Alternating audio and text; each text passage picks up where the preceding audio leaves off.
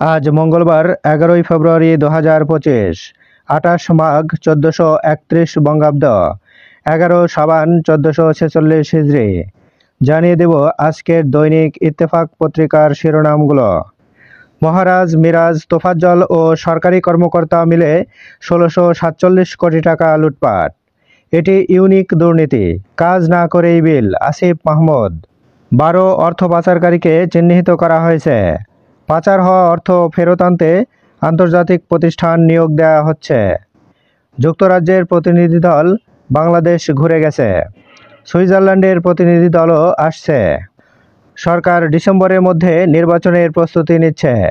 প্রধান উপদেষ্টার সঙ্গে বৈঠক শেষে ফখরুল।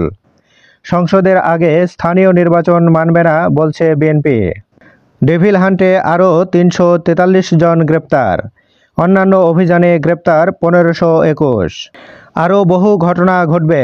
গণ্ডগোল সৃষ্টিকারীদের চিহ্নিত করতে হবে প্রধান উপদেষ্টা। জুলাই অভ্যুত্থানে শহীদরা জুলাই শহীদ ও আহতরা জুলাই যোদ্ধা নামে অভিহিত হবেন। সাগররুনি হত্যাকাণ্ড 13 বছরেও হত্যার মোটিভ উদ্ঘাটিত হলো না।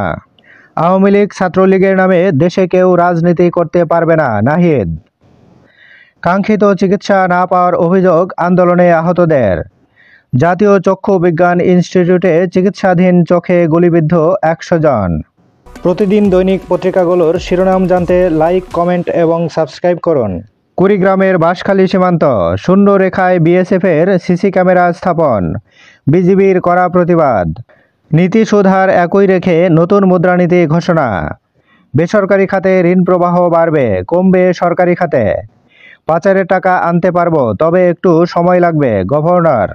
মেলায় সব্যসাচী স্টলে হামলা, স্বত্বাধিকারী আটক। তাসলিমা নাসরিনের বই বিক্রির জের। মব বন্ধ করুন, না হলে ডেভিল হিসাবে স্ট্রিট করব, মাহফুজ। 100 আসনে সম্ভাব্য এমপি প্রার্থীর নাম ঘোষণা জামায়াতের। এটা প্রাথমিক সিলেকশন, নির্বাচনের আগে দল ফাইনাল সিদ্ধান্ত দেবে, জামায়াতে আমির। জয় অপহরণ মামলায় খালাস পেলেন মাহমুদুর রহমান। মোড়কজাত খাদ্যপণ্যে চিনি, লবণ ও ট্রান্স ফ্যাটের পরিমাণ সুস্পষ্ট থাকা জরুরি।